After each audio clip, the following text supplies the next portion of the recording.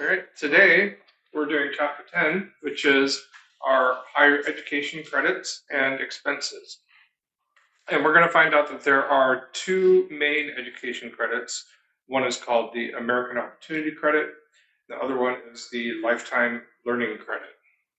Then we're going to talk a little bit about education savings accounts, qualified tuition programs, and we're going to review due diligence again. There are two main credits, the American Opportunity Credit and the Lifetime Learning Credit. And again, we'll have some review of non-refundable and refundable credits. And we'll basically have to do a side-by-side comparison between the two credits because they are based on qualified education expenses, which is going to be almost the same thing for both credits. So the main difference is who qualifies for which credit.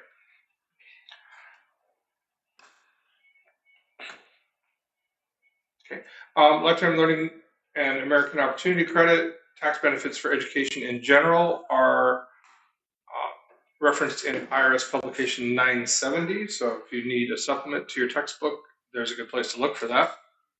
Say it again. Publication 970.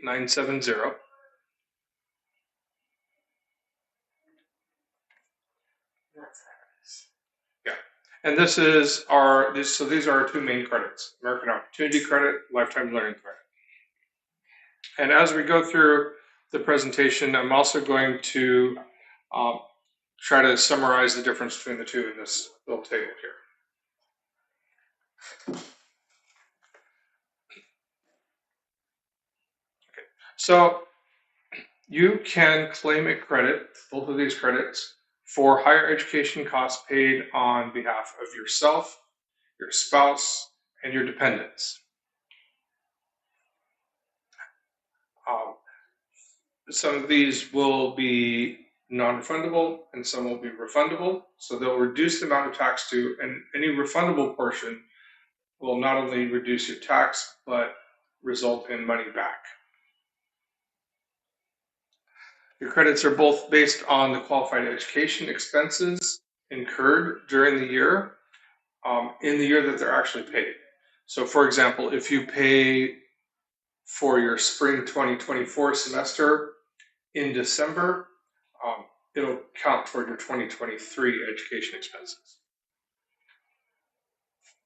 Before you can claim any of these credits, you and your spouse, if you're filing jointly, as well as any dependents that you're claiming for purposes of this credit, have to have a valid identifying number, which is usually a social security number, but it can be an adoption or individual taxpayer identification number.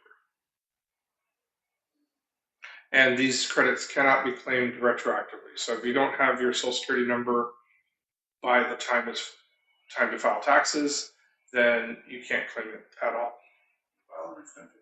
Yes, you can file an extension. So the deadline includes extension. So if you don't have the necessary identifying number by April 15th, then file an extension, and you have it now until October 15th to acquire that. And that is based on the issue date when the social security number or ITIN is issued. So if you have a social security number and just forgot it, you can still go back and fix your tax return. It depends on when the actual number was created or issued.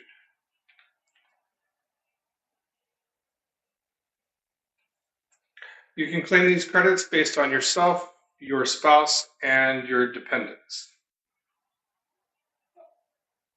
If you claim a student as a dependent, all of their qualified education expenses are treated as if they were paid by you.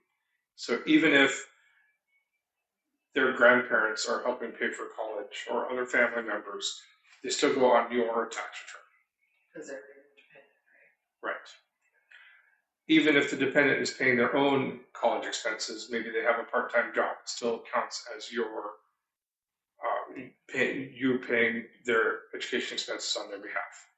So whoever claims that child also claims all the education credits. Now here is one counterexample, an oddity in the tax law. Normally, the tax code only asks if someone can claim you as a dependent, not if they actually do. But in the case of, it turns out for the American Opportunity Credit, that even if someone can claim you as a dependent, if they don't claim you as a dependent, the student themselves can claim the American Opportunity Credit. They still have to check the box in the, yeah. Okay. So for any of these credits, you have to not be claimed as a dependent on someone else's return, cannot be married filing separately, your adjusted gross income must be below your limitations. We'll cover those later. And neither you nor your spouse, if married filing jointly, can be a non-resident alien for any part of the year. However, if you file a joint return and one of you is resident and one is a non-resident alien, you can treat that non-resident alien spouse as a resident for tax purposes. So that's one way around that. What I'm going to hand out now right here is, this is the front cover of the Quick Finder. The main thing I want to point out from the Quick Finder is this stuff at the bottom, that AGI phase out ranges. So we've already talked about phase outs for the adoption credit, for the child tax credit. We talked about phase outs for traditional IRA and Roth IRA. And most of these are in a range. So if you look at, for example, traditional IRA deduction,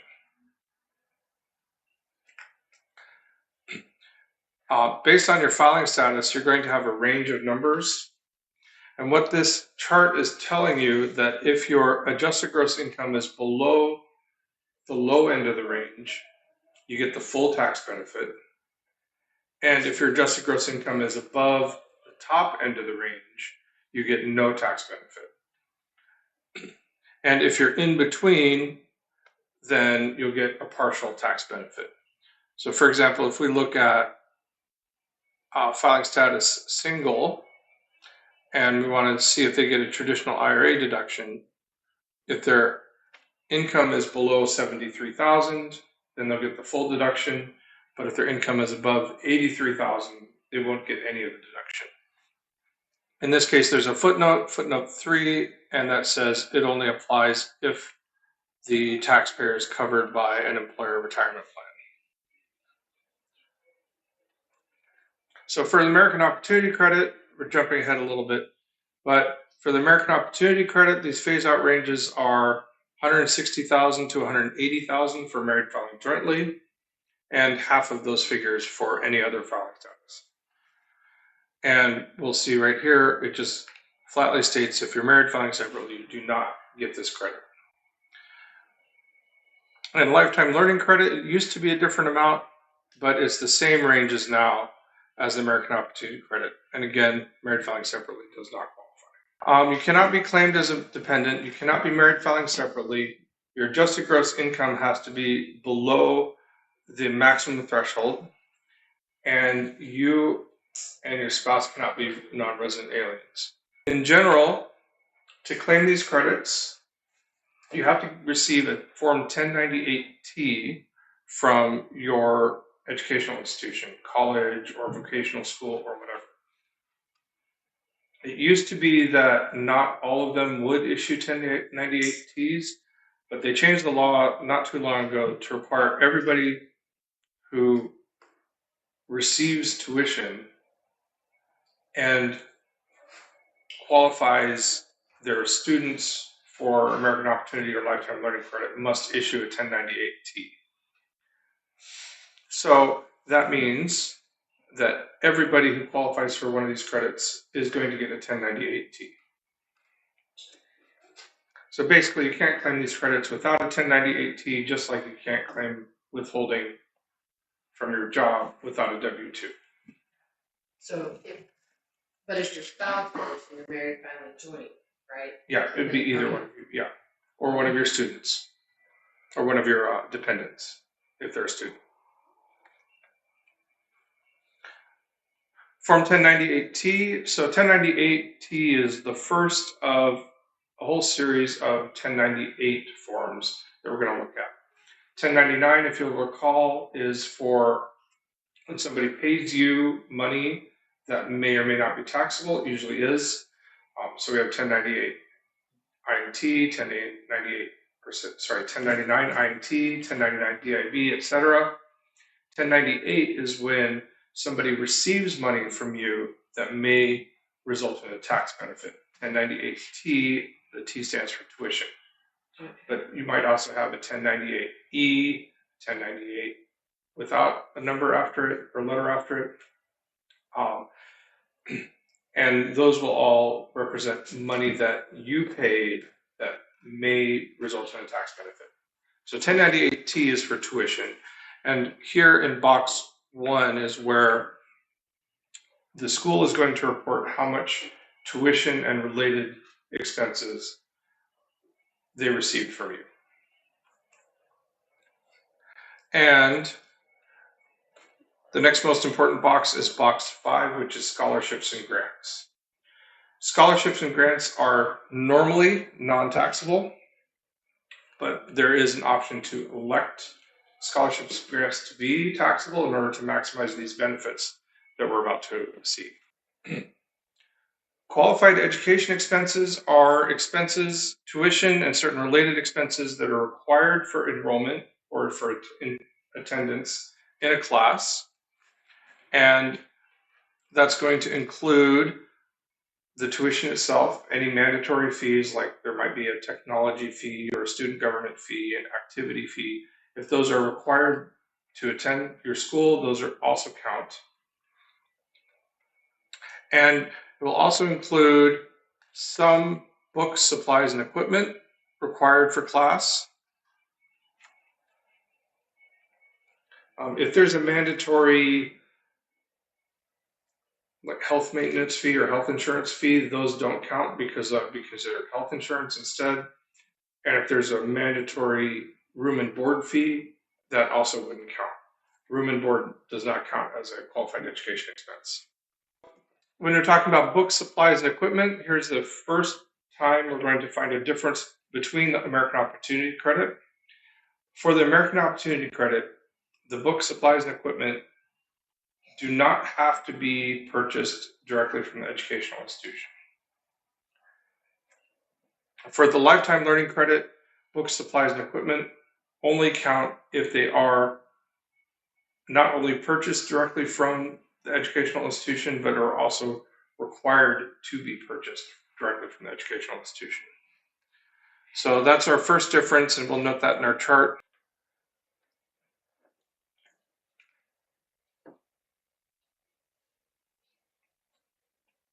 Okay, so this note here at the bottom, purchasing items from the bookstore on campus does not mean that they were required to be purchased from the institution necessarily. So the Lifetime Learning Credit only counts those that you have to buy from the school. So if you have the option of buying your textbooks on Amazon or through or from a previous student or anything like that, then that does not count, even if you actually do purchase them directly from the institution. Non-qualified expenses include room and board, I mentioned that. Any fees for personal expenses, health fees, medical expenses, and transportation and other personal living and family expenses. So basically any personal expenses are not qualified expenses, even if they are required as a condition of enrollment. Like a lot of colleges and universities will require freshmen to live on campus, and room and board is mandatory, but that still doesn't count as qualified tuition. If we have expenses related to sports, games, hobbies, and non-credit courses, for the American Opportunity Credit, they still qualify if they are part of your degree program. So to get a 4-year degree at most colleges, there's at least some portion of physical activity or physical education that's required as part of your degree program, so that counts. Or if you're going to be in that field, you might need to take those classes as well. For the lifetime learning credit, those only count if they are somehow job related. I think if you could reasonably count those as improving your job skills. So you have to either already be in that field or have a reasonable expectation of going into that field. For a typical athlete, you probably can't count on getting into the NBA, the NFL. But if you were already a coach and you were, you went back into taking some classes in some football classes, then that would improve your job skills. That probably would count. Your education expenses count whether it's actually you paying them or some other family member. It doesn't matter who pays them. However, any education expenses paid for with a tax-free scholarship, grant, or employer-provided assistance does not count. And you cannot claim the same expenses in multiple places on your return. So for example, you may have education requirements as part of your job and you're self-employed, so you might deduct those expenses as business expenses, but you can't also claim them for lifetime learning credit. So you can't take a double benefit, is what that's called. So all of these expenses, whether for American Opportunity Credit or lifetime learning credit, must have been paid to an eligible educational institution, which is defined as any college, university, or vocational school that is eligible to participate in federal student aid. Now, we don't really have to look these up anymore, but we used to, because all of these schools issue 1098Ts now. Back when they didn't necessarily issue 1098Ts, we could look them up on the Department of Education website to see if they were eligible to participate. But now it's fairly simple. If they have a 1098T, they qualify for the credit. If they don't, they don't.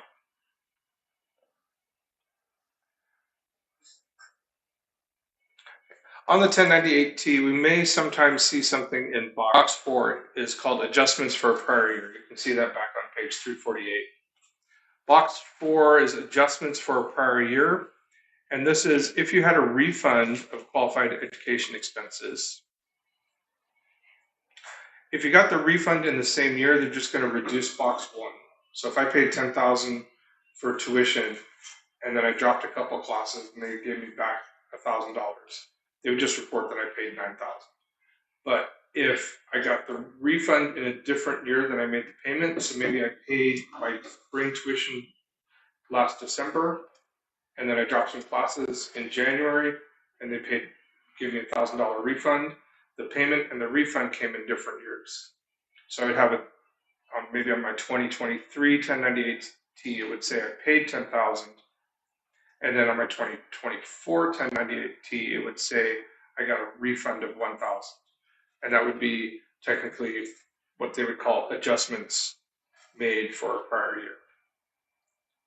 If you have something like that, and it's pretty rare, so don't worry about it. We're just going into more details really than you have to. But if you do see that, what that means is you have to recompute your credit from the prior year. Don't amend your return, but you recompute your credit. And if your credit goes down, then you have to pay back the excess credit. So if maybe I got a $2,500 American Opportunity credit last year, but after recalculating my credit, it's only $2,000, then I would have to repay $500, and that'd be treated as an extra tax. The opposite of a tax credit is a tax. Now, this refund is not the same as, I don't know if either of you have been to college, but if you have financial aid, basically the financial aid check is sent to the college, and that can even include student loans as well as scholarships and whatever. And you go through a huge line, and at the end of the line, they'll have a check waiting for you. Here's what the tuition, maybe the tuition was $5,000, but your financial aid, including loans, was $8,000. They'll have a check waiting for you for $3,000. Or at least that's the way it worked in the 90s. It's probably direct deposit now. Yeah. But that is called, by the college, that's called a financial aid refund. It's not the same thing as a refund that we were just talking about here. Your qualified expenses have to be reduced by your tax-free scholarships. But what this slide is telling us is that we can allocate certain scholarships to be taxable income. And that is because most scholarships and grants will allow you to use those proceeds for tuition and fees or for room and board. And we know that room and board is not a qualified education expense. If it's used on room and board, it's not tax-free, it's taxable income. So when we have something, what's called an unrestricted grant or unrestricted scholarship, that basically says use it however you want, or you can use it on room and board, we can treat part of that as taxable income. And then it is no longer a tax-free scholarship, which means that we can use those expenses and count those as qualified education expenses.